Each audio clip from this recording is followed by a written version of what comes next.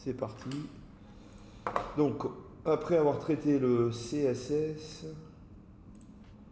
dans le dev, on va faire un dossier JS et on va faire la même chose pour le JavaScript, puisque sur Bootstrap, il nous faut le CSS et le JS. Donc, je reviens vite fait sur Bootstrap.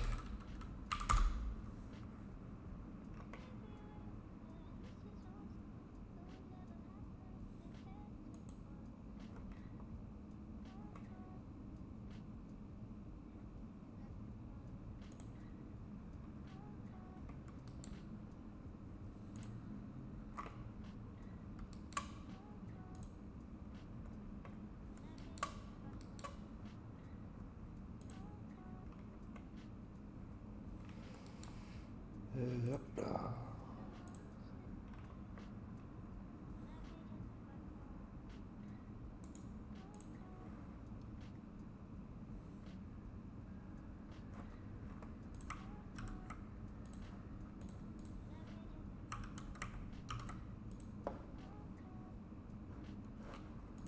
Donc dans Dev, hop, je crée un nouveau dossier JS.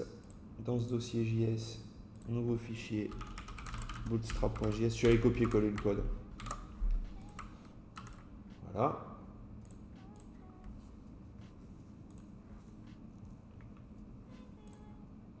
Ici, quand on a fait les bonnes indentations, on peut aller refermer les tâches et on va en créer une nouvelle. Toujours pareil, gulp task. On va l'appeler script.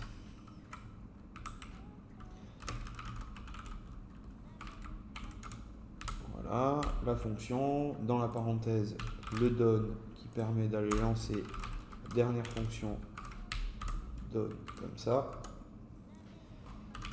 Gulp.src, on va lui dire d'aller chercher dans notre dossier dev, dans le dossier JS, tous les sous-dossiers et tous les fichiers JS. Et puis pipe, pour l'instant on fait juste ça. Gulp.dest, destination. La destination c'est public /js. Là. Je sauvegarde. Dans mes séries ici, je vais rajouter script. Et quand je lance dans la console gulp build, je dois avoir la fonction script qui s'active, elle est là. Elle a créé le dossier JS dans public et mon bootstrap.js. Donc on avait vu, il y avait des plugins intéressants pour JS. Je reviens là-dessus. Gulp JS plugin.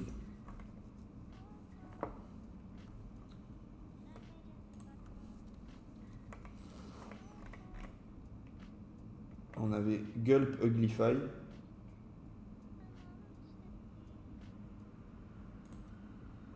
On va voir la doc.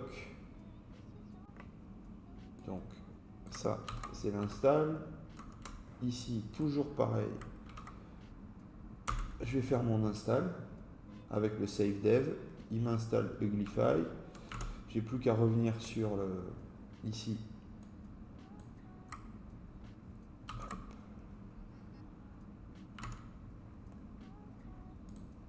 Je vais rajouter la variable ici var Uglify. Et dans la doc ici c'est du coup ça c'est une autre méthode.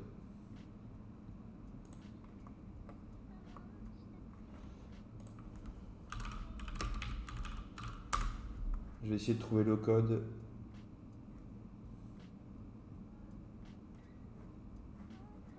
Voilà, essayer de trouver un code avec la méthode qu'on utilise nous.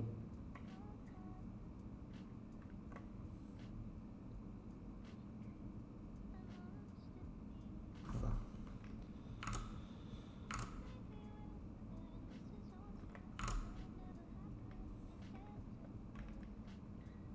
Donc, avant de l'envoyer, on va faire un pipe uglify et on va voir si, en lançant le build, mon fichier dans public JS bootstrap.js, voilà, il fait plus qu'une ligne. Toujours pareil, on peut faire les deux en fait. On va faire script et on va faire, je vais y arriver. Donc le script fait pas le uglify, il envoie juste les fichiers dans public, et le min-script va faire le uglify, il va faire le rename pour ajouter le suffixe .min, c'est pareil sur les fichiers JS, donc on le minifie, on le renomme, on l'envoie dans public JS. Il est là le dossier, donc j'ai bootstrap.min.js qui va apparaître. Il faut juste qu'ici j'aille rajouter min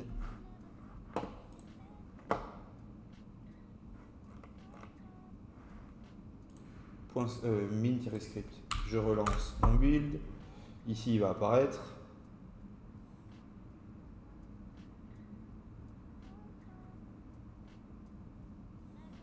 J'ai pas sauvegardé.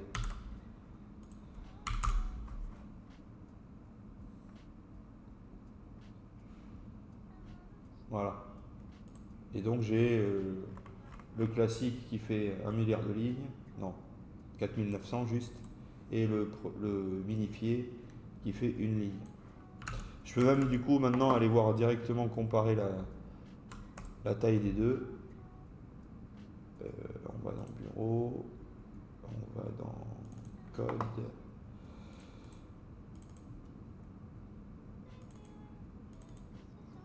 Voilà. J'en ai un qui fait 163 kilooctets, un autre qui fait 58. Là on a gagné beaucoup de place. Ça va se charger beaucoup plus vite. Mais il faut aussi que je mette jQuery. J'avais oublié le jQuery. Je vais sur le site de jQuery, on va le télécharger. Et on va prendre la version non compressée, du coup elle est là, copier. Je reviens dans mon dossier dev, dans mon dossier JS, nouveau fichier, jQuery.js. Je colle le code.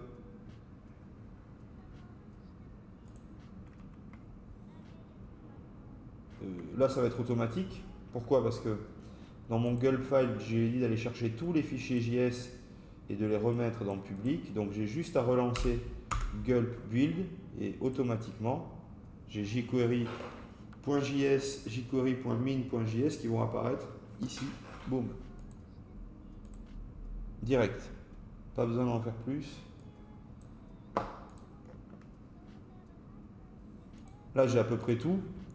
Je vais aller dans mon dossier de dev, créer un fichier index.html. Voilà. Là-dedans,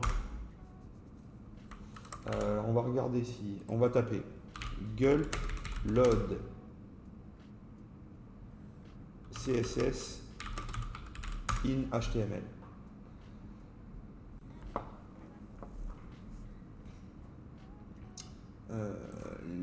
Link tag.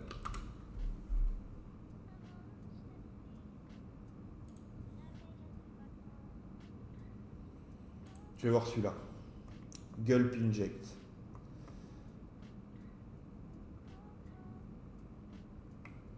Intro.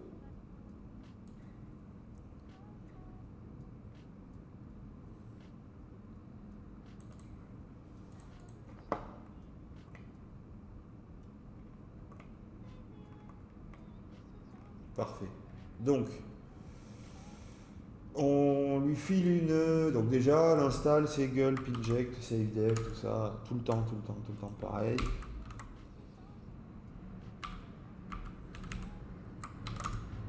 Voilà.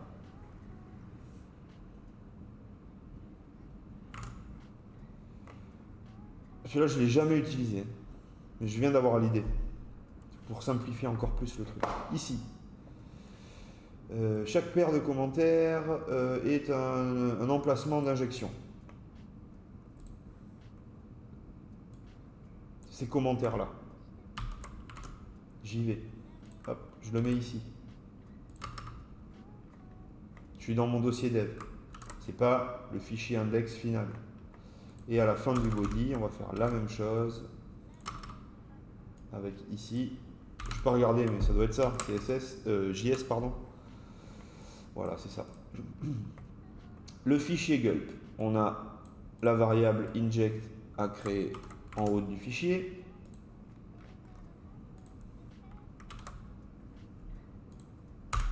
Voilà, elle est là.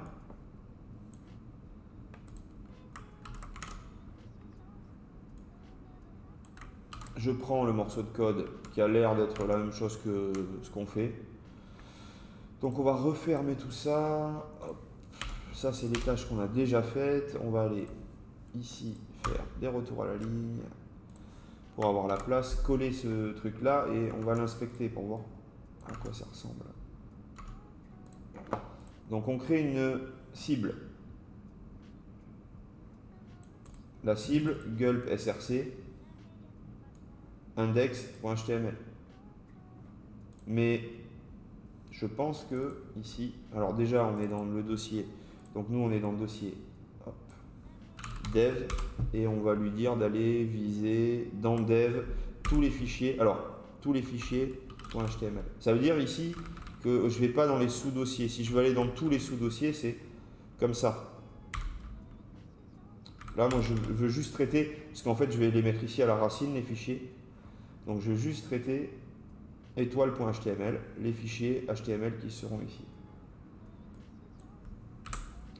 Les sources, on va lui dire d'aller chercher des sources dans le dossier dev, tous les sous-dossiers et tous les fichiers JS, puis tous les fichiers CSS. Dans tous les sous-dossiers aussi, faites gaffe, il faut le modifier partout, dev. Qu'est-ce qu'on va renvoyer? Il y a un return après. Return, on va viser la source, on va injecter les sources, on va viser la cible, pardon, on injecte tous les JS et les CSS et on les envoie dans dest. Du coup ici, c'est plus src, c'est public.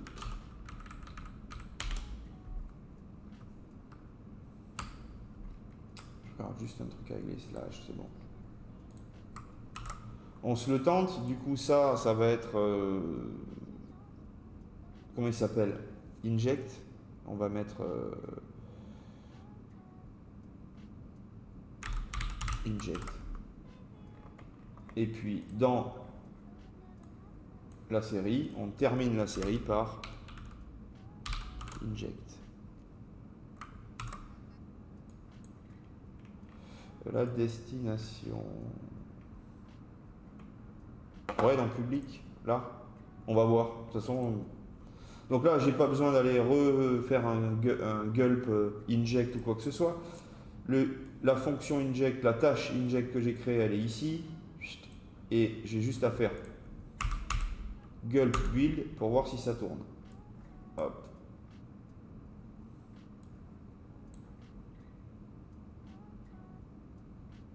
Ça a l'air bon. Ça a créé mon index.html. Et quand je vais aller voir l'index, surprise, dedans, il n'a rien fait. Là. Oui, ok, j'ai compris la destination. J'ai compris la destination. Alors, on va faire un autre truc. On va aller dans le gulp file. Qu'est-ce qui se passe? En fait, je lui demande d'aller chercher des fichiers CSS dans le dossier dev. Mais il n'y en a pas. Il n'y a que du SCSS. Donc, soit ici, je mets public. Et là, à ce moment-là, ça va marcher. Mais à la limite, je préfère tout le temps bosser sur le dossier dev. Donc, le styles, là. D'ailleurs, moi, je veux injecter les fichiers minifiés. Ouais, ok, on va mettre public. Allez, vendu. Donc en dernier lieu, je lui demande d'aller récupérer dans le public tous les fichiers qui sont dans des sous-dossiers et qui se terminent par .min.js, .min.css. Dès que ça se terminera par tout ça, on va tester.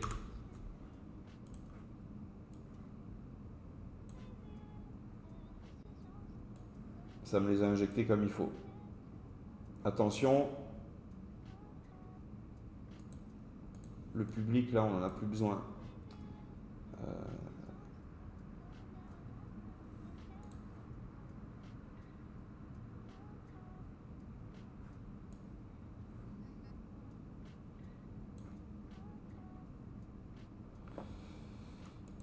Un peu chiant, ça.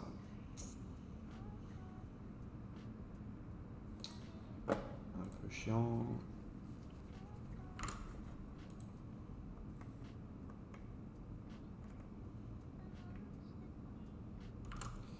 C'est pour ça qu'il y avait un point, je pense.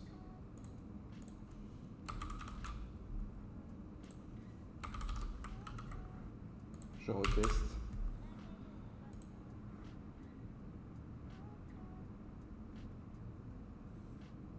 Non.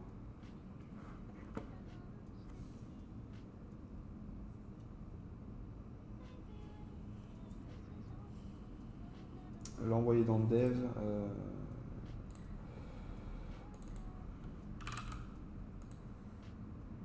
Ah, mais ça veut dire que je les récupère dans... En fait, ce inject, il faudrait le mettre dans ces tâches-là.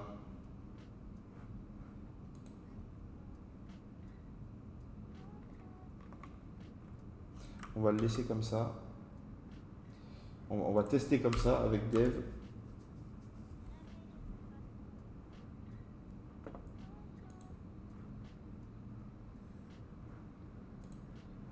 Non, pareil.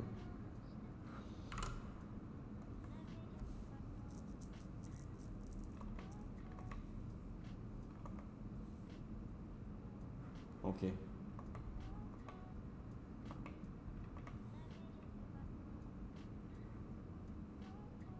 C'est peut-être ça, là, le relative true. On va voir ce que ça rend.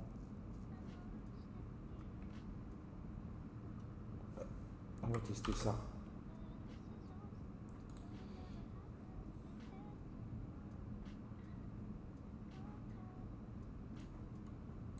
Ah oui, j'ai ça aussi. J'arrive, hop, hop. Parce que j'ai un peu marre de la même musique. J'en ai trouvé une autre. Voilà.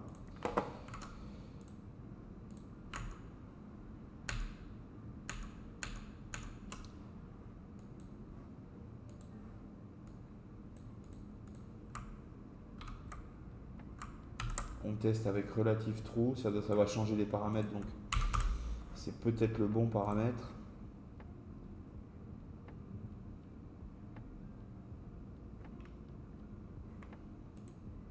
Non. On va ici.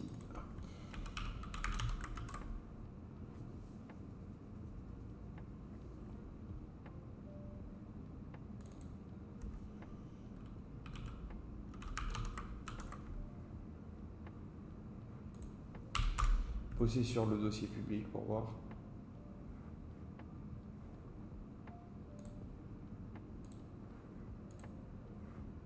Non plus.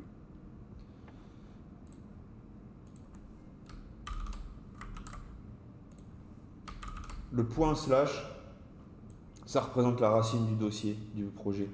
Là où est mon gulp file. Donc ça va peut-être pas changer grand chose, mais ça va peut-être dans le nommage des fichiers faire le boulot. Pas du tout. J'ai pas sauvegardé.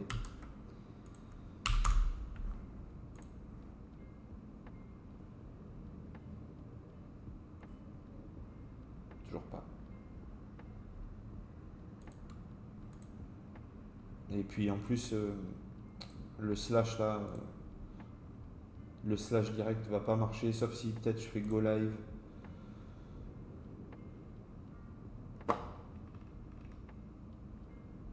Ouais, je suis sur un autre truc, ça c'est le portfolio de Karim.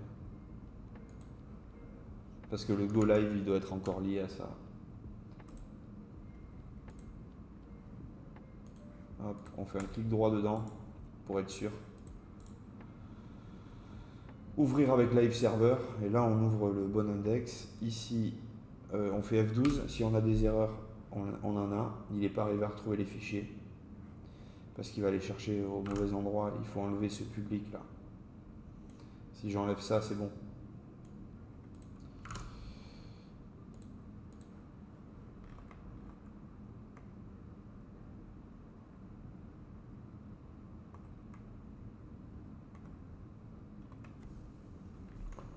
Ok.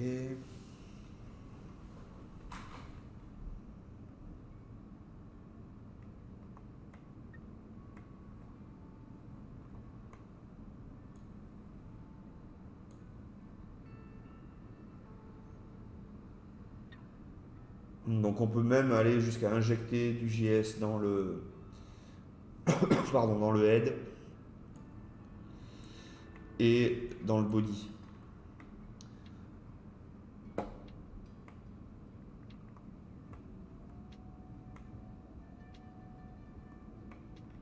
Je veux voir le rendu à la fin. Regardez, ils le mettent pas là, c'est chiant. C'est ça qu'il faut faire.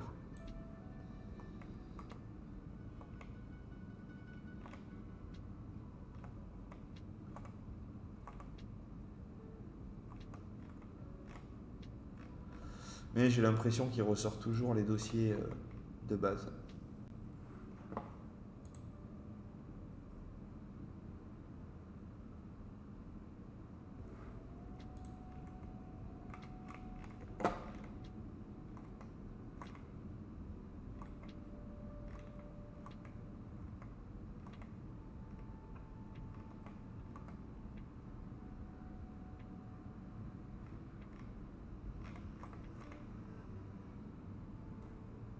Alors sinon, gulp inject source folder, on va voir.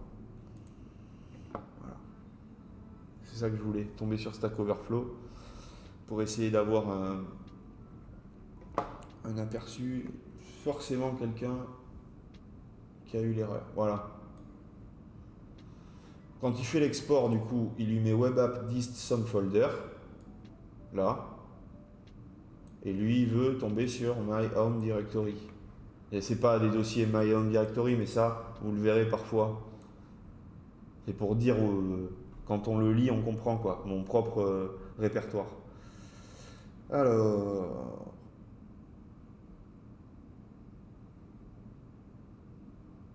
donc c'est l'attribut script src qu'il faut changer pour récupérer la bonne source.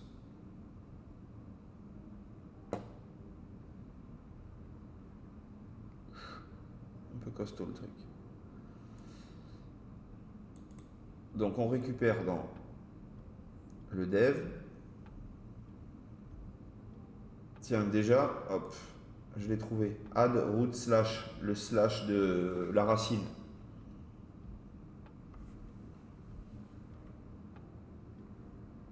On va prendre cette grande accolade là et on va la retravailler. On est sur le JS, donc dans gulp ici.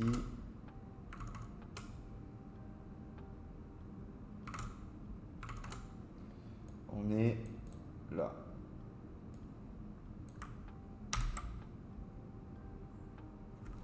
J'ai une erreur. La parenthèse elle est soulignée. Donc il attendait quelque chose d'autre, peut-être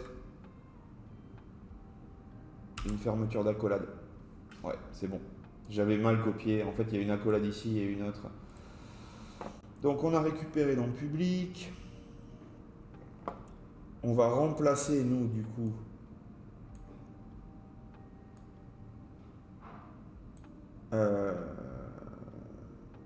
on va remplacer public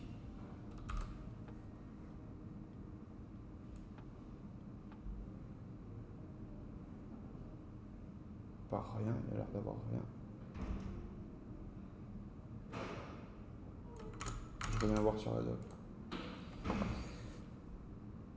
SRC main web app. Donc on récupère là-dedans. On va remplacer.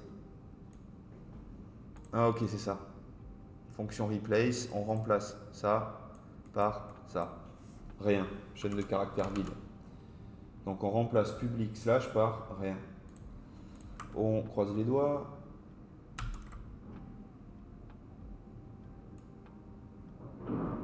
C'est à ce moment-là, hein, quand on met 5 lignes de code, qu'on voit à peu près ce que ça doit faire, mais on n'est pas sûr, qu'on va croiser les doigts. Pas d'erreur déjà, c'est bien. Il y a un console log au milieu, on va voir s'il a marché. Je remonte un peu ici. Je le vois pas, ce qui n'est pas des plus rassurants. Mais ici, ça n'a pas marché. Alors.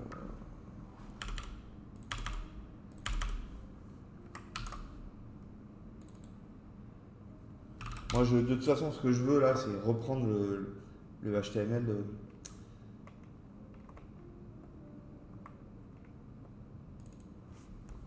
On va le nommer Final HTML. Parce qu'en fait, on fait pas que injecter les scripts. On envoie aussi le HTML.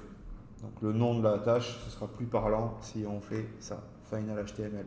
On récupère dans dev les fichiers HTML. On va dans le public récupérer les fichiers minifiés JS et CSS. On enlève le slash du début. On va transformer du coup la ligne et l'URL. Ah, mais ça en plus c'est que pour les scripts. Donc hop. On va le faire que pour les scripts. On va remplacer du coup le dev qui voulait mettre.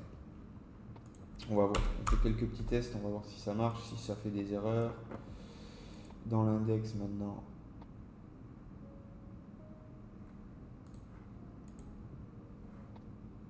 Toujours pas.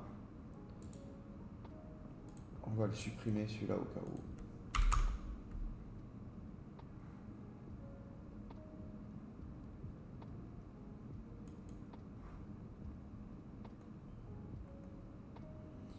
J'ai pas l'impression que le morceau de code que j'ai refilé là, il marche.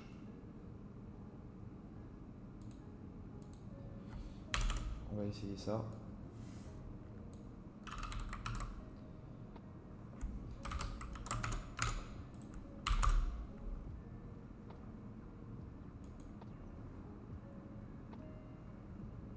Non plus.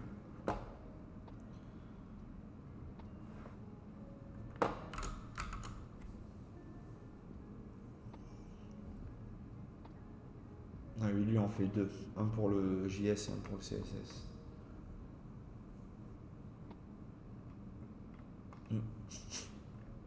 Ça c'est la réponse du type pour la question ici.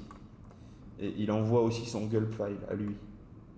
Voilà le nombre de dépendances qu'il utilise. Et voilà son fichier. Il y a du taf. C'est des morceaux qu'il a récupérés à droite à gauche, mais derrière, il sait petit à petit, il sait à quoi ça correspond, et à force de le récupérer, de l'utiliser et de l'améliorer, il sait comment il fonctionne en entier.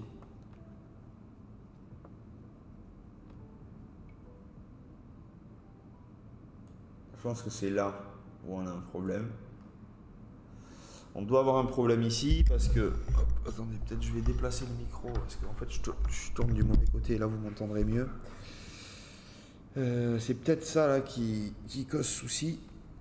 Si c'est pas le cas, c'est pas grave. On fera autrement. Hop là.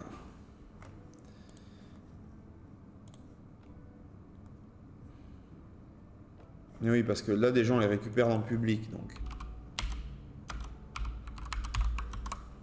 Et oui, oui. Je veux renommer un truc qui s'appelle dev slash, sauf qu'à la fin, dans le rendu, il n'y est pas. Mais il veut pas. J'ai bien sauvegardé mon fichier gulp. J'ai pas la petite pastille là, donc ça doit être bon ici. Non.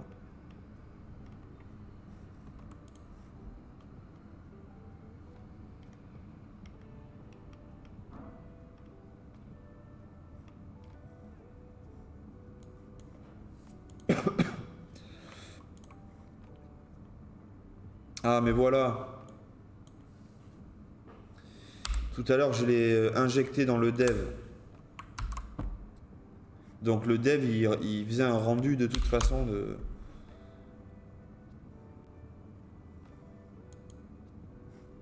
Non. Mais ce qui m'intriguait c'est que dans Gulpfile, j'ai enlevé là-dedans la gestion des fichiers CSS. Pourtant, dans mon index.html dans le public, j'avais toujours mon fichier CSS qui se chargeait. Là, il ne se charge plus, donc on est OK. Maintenant ici, public, ce que je veux enlever, ça commence par un slash. Ce qui est con, c'est qu'ici, là, j'ai mis add root slash, donc le slash de la racine, false. Donc il devrait l'enlever. On va lui dire de, ici,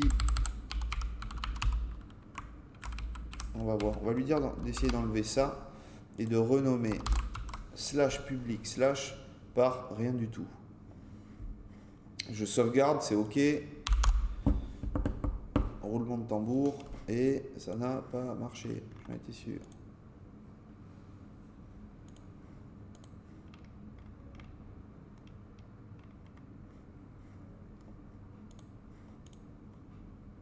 Bon, l'idée de toute façon, c'est que, voilà, juste en faisant ça, dans public, à la fin, on aura un truc fonctionnel. Mais l'idée, c'est d'avoir direct un truc fonctionnel, c'est mieux.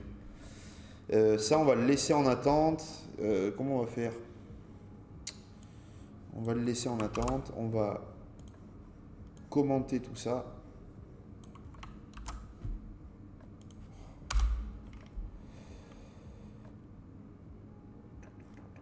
Ouais, c'est ça qui bug.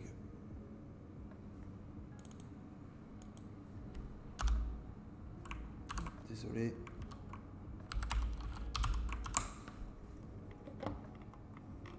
Et on va du coup l'enlever à la fin ici. C'est pas grave.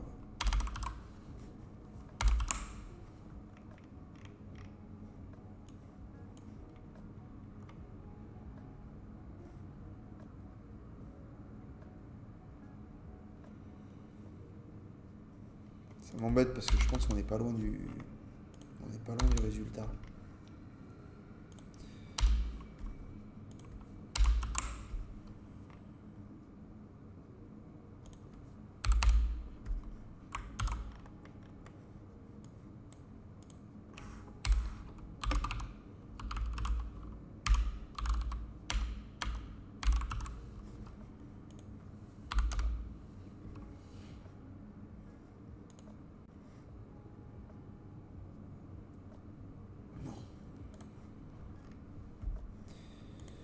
Déjà le slash route là, il devrait pas...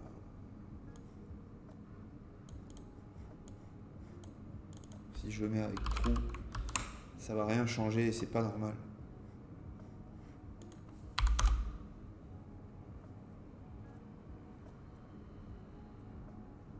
Pourquoi ça bug? La réponse, c'est surtout que je veux aller trop vite. Il faudrait que je me lise la doc en entier.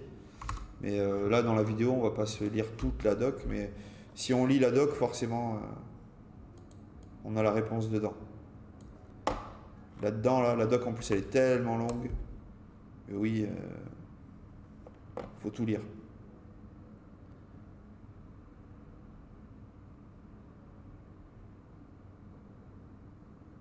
Là, j'ai module HTML, module.js dans un dossier module.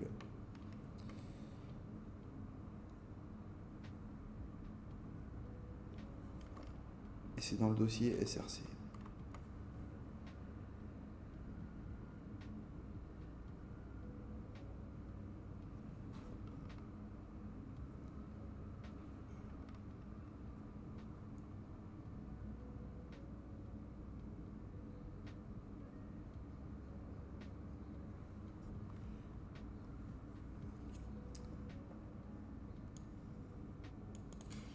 Là, vous y voyez pas grand chose. Là, c'est mieux.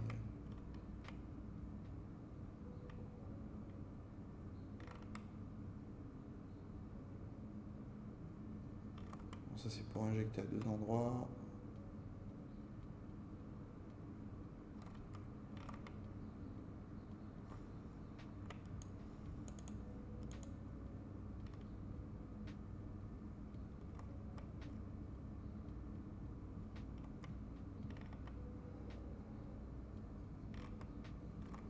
Ça, c'est pour Angular.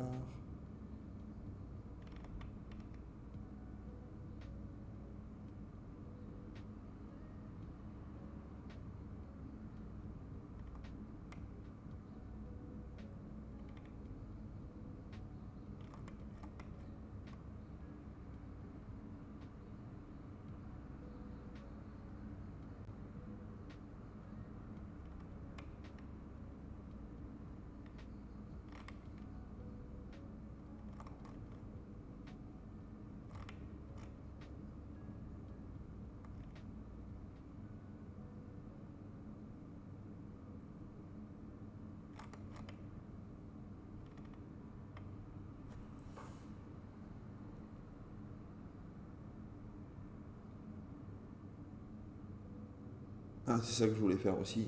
On va le faire en suivant. Hop. On va le chercher ailleurs. On va chercher...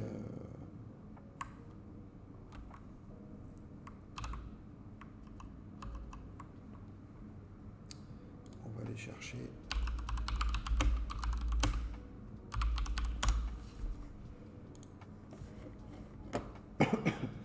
Voilà. Gulp HTML partial.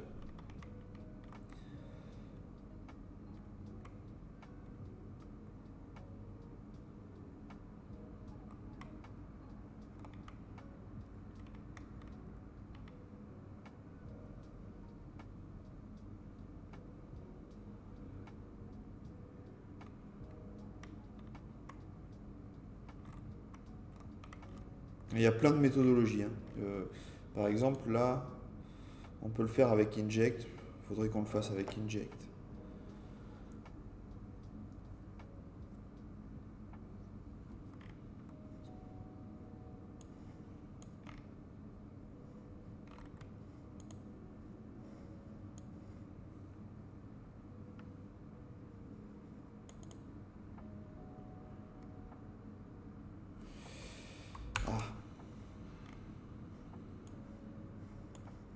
Peut-être un truc là. Ça, ils disent qu'il faut l'enlever. On va voir.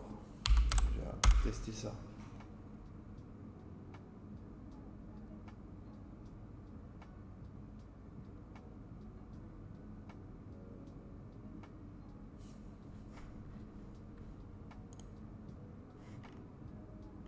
Non plus.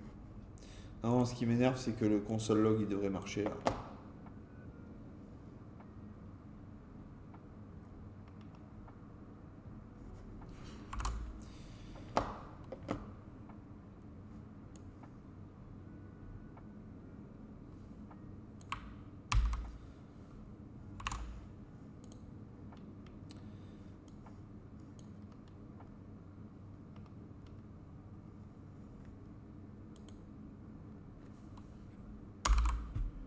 On va lui rajouter ça, ce que je viens de récupérer là, pipe.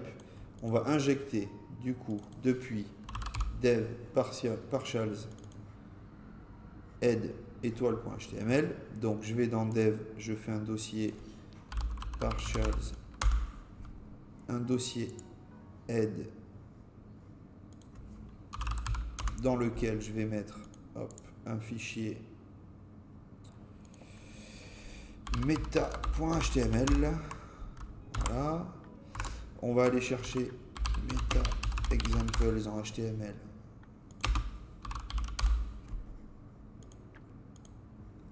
Je crois qu'il y a la liste sur W3 Schools.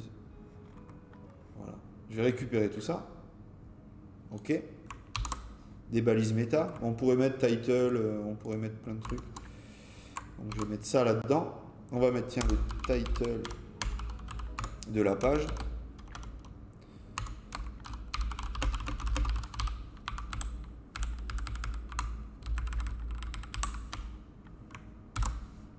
y est.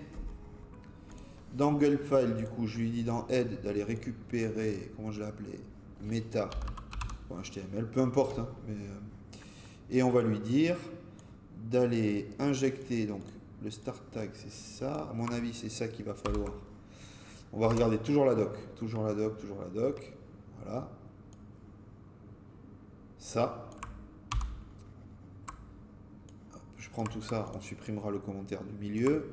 Hop. Je vais dans mon index. Dans mon index, ça j'en ai plus besoin du coup. Je vais lui dire qu'il faut injecter en premier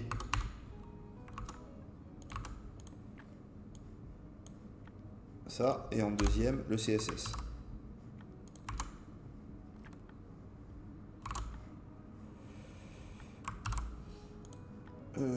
Ici. Ok, et j'envoie tout dans le public.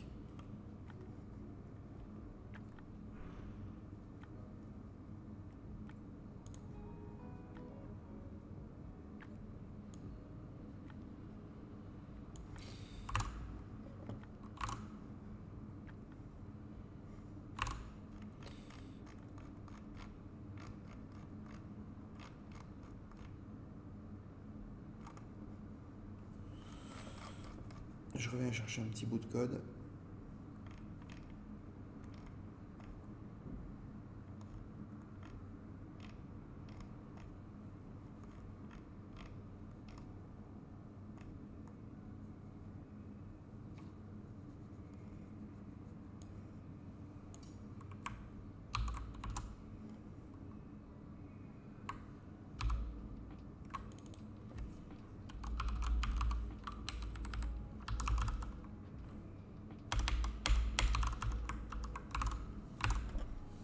Voilà, donc je récupère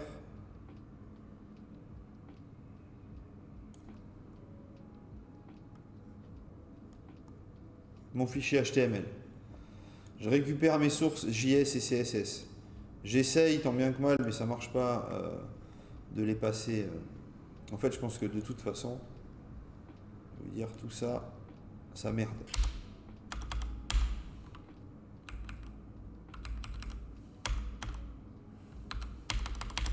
Même comme ça, je pense que ça marche. J'injecte mes sources dans mon fichier. Dans mon fichier, il est temporaire en fait. Le fichier que j'ai récupéré HTML, il est temporaire en mémoire. On injecte du coup les sources qu'on a récupérées, les fichiers JS et CSS. Ça va les injecter où ça dans les commentaires que j'ai mis. Ils sont là et là.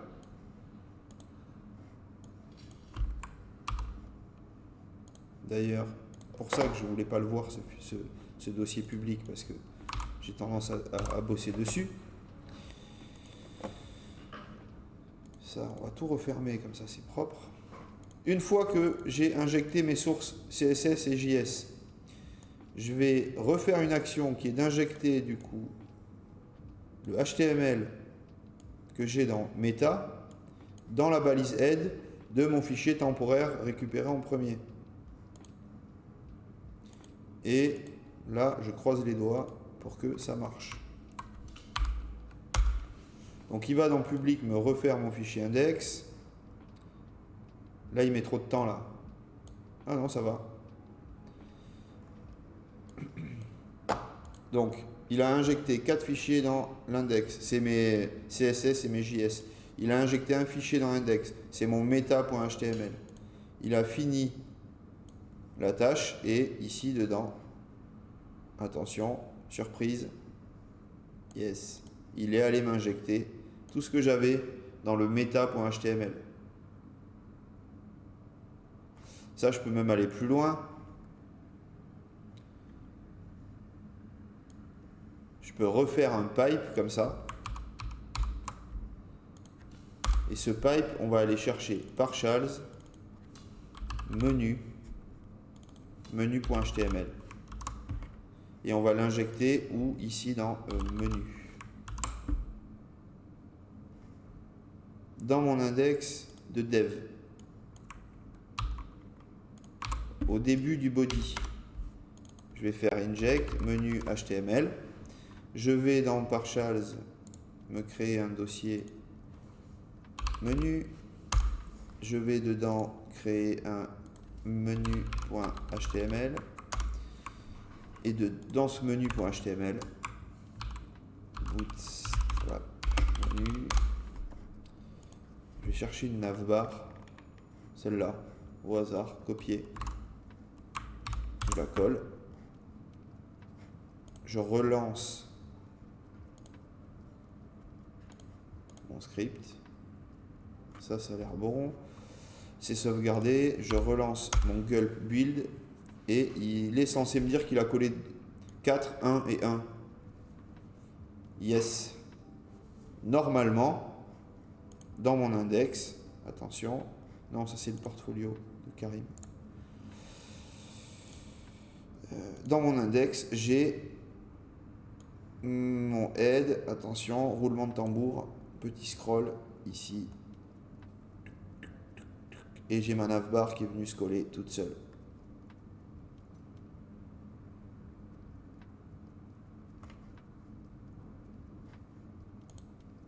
Encore mieux.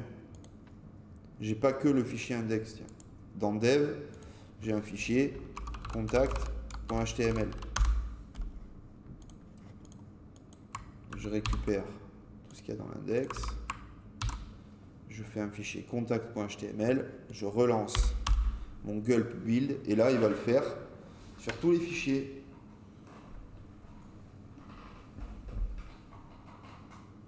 C'est bon? Il a bien voulu? Oui, il a bien voulu.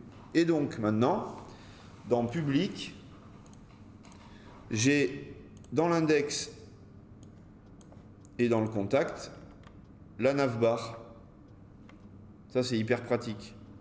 Ce qui fait que si je fais une modif dans partials, menu ici, on va le faire. Navbar, on va mettre avpa. Bon après ce qui est chiant c'est que du coup là-dedans on va devoir, faut trouver une solution parce que là-dedans ça sous-entend qu'il faut à chaque fois aller nettoyer ça, sinon on a une erreur.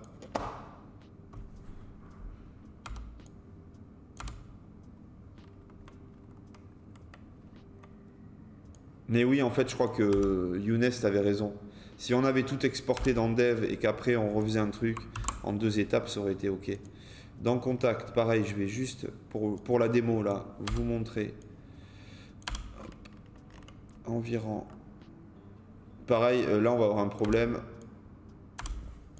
Le Bootstrap a besoin de jQuery pour fonctionner, donc c'est l'inverse qu'il faut faire. Dans Contact et dans Index, pareil. Donc il y a quelques modifs à faire là. Et ces modifs là, il ne faut pas avoir à les faire. Si on utilise Gulp, c'est justement pour ça. Pour ne pas avoir ces modifs à faire. Je vais dans mon index, ouvrir avec le live server. Boum, j'ai ma navbar. Super, j'avais mis... il y a un problème de mise en... Il y a un problème de mise en forme. Bon, c'est pas grave. Là-dedans, on a quoi comme erreur? On n'a pas d'erreur. Je vais dans Contact.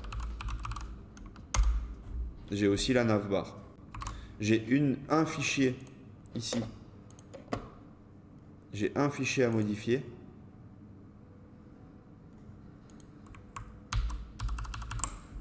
Pourquoi il veut pas me mettre avpa si je lui vire les liens? Tiens, je vire le formulaire de recherche.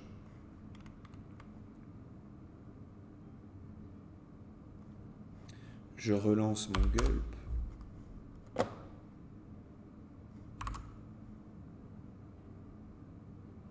Là, c'est bon. avpa arrive.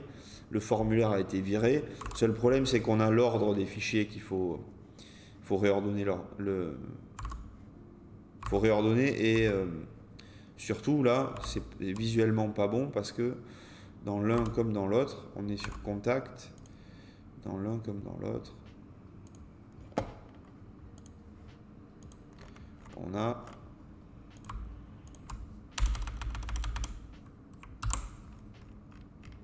c'était même pas cela, c'était cela. C'était cela. Voilà. Et là, du coup, je l'ai. Si je modifie mon menu, j'écris une fois AFPA, c'est redirigé sur les deux pages, contact et index.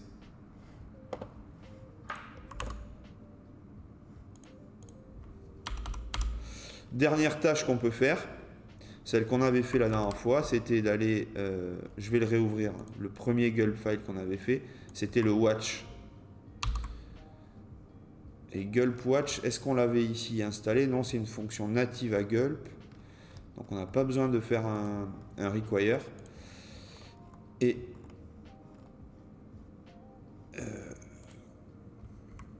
ici,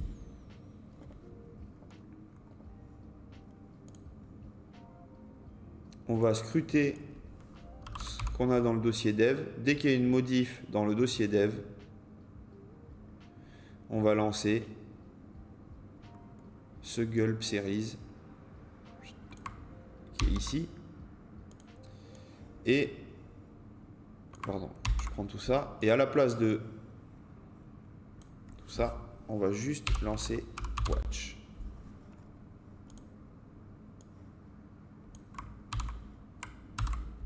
Je sauvegarde. Donc gulp build va lancer le gulp watch.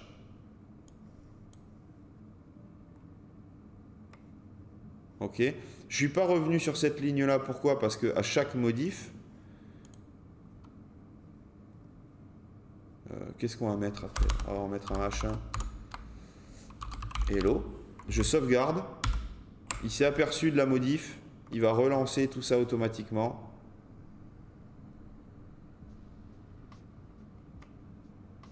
Et toujours pareil, il ne revient pas puisque mes pages se sont mis à jour. Toutes, menu y compris. Donc c'est un process à pratiquer et puis petit à petit on arrive à l'automatiser ça dans son cerveau. Et voilà, là on a des tâches, tout est automatisé, on n'a plus rien à faire à part bosser sur ce qui nous intéresse. En l'occurrence là c'est créer du HTML et des contenus de page. Donc je crée mes contenus de page, je sauvegarde mes balises head, mes éléments qui sont similaires sur plusieurs pages. Tout va être sauvegardé, réexporté à chaque fois. Si je veux stopper le gulp watch, je fais CTRL-C et je reviens à la ligne de commande. Et si je le relance, le gulp build, il va lancer le watch. Et là, il est à l'écoute des modifs. Dès qu'il y a une modif dans mes fichiers, dans le dossier dev, n'importe quel fichier, imaginons que, alors pareil, avantage que je ne vous ai pas montré tout à l'heure, mais avantage de Bootstrap en SCSS, dans les variables. Ici, le bleu, il ne me va pas ce bleu, je vais le changer. Je vais mettre du bleu comme ça. On va modifier toutes les couleurs. Et ça suffit. Tiens, pour qu'on en soit sûr, on va mettre du vert dans le bleu. C'est intelligent. Donc j'ai la variable blue qui est en vert fluo. Cette variable blue, elle est là. Elle correspond derrière à la couleur primaire, le primary. La variable primary, elle correspond à cette chaîne de caractères primary. Je sauvegarde mon fichier. L'export se fait. Ok. Maintenant, je vais re-sauvegarder, désolé, mais je vais ici, dans mon index, créer un lien A qui a la classe BTN. Alors, il faut mettre la classe aussi, ça ne se fait pas tout seul. BTN pour faire un lien cliquable. BTN primary. J'ai sauvegardé, ça me refait un export. Si je mets pas de texte dedans, ça va pas marcher, donc je re-sauvegarde. Et dans mon index, j'ai un bouton Bootstrap. Ah oui. Il y a ce problème qui va vite être saoulant. D'ailleurs, je ne suis pas obligé de mettre les deux. Hein. Faut en mettre qu'un seul. Et le BTN Primary qui de base a la couleur bleue de Bootstrap est devenu vert. Le vert exactement, le vert que moi j'ai sélectionné et que j'ai modifié dans les variables. Dans ces variables-là, il y a plein de trucs. Par exemple, voilà, ici on a des colorations du bleu. Enfin, du bleu de la couleur primaire. J'ai aussi la gestion des marges. J'y vais. Voilà, les spacers. Ça, c'est les MT-SM-2, etc. Je vous ai dit, ça va de 0 à 5. Mais on peut très bien ici créer 6 2 points spacer fois 10. OK. Et quand j'ai sauvegardé, je viens de sauvegarder. Ça se voit pas parce que le terminal, il est là. Il vient de faire le taf. Je reviens dans mon index et ici, je vais rajouter mt-6. Ça marche pas ça normalement. Normalement là, j'ai pas de marge au-dessus du A puisque le mt il s'arrête à 5. Mais d'avoir modifié mes variables et d'avoir créé juste ici le chiffre 6 avec un spacer x 10, du coup le mt6 il vaut 10 fois le spacer, il vaut 10 REM. Donc normalement au-dessus du bouton j'ai une énorme marge. On va aller le voir dans l'index. On va virer tout ça.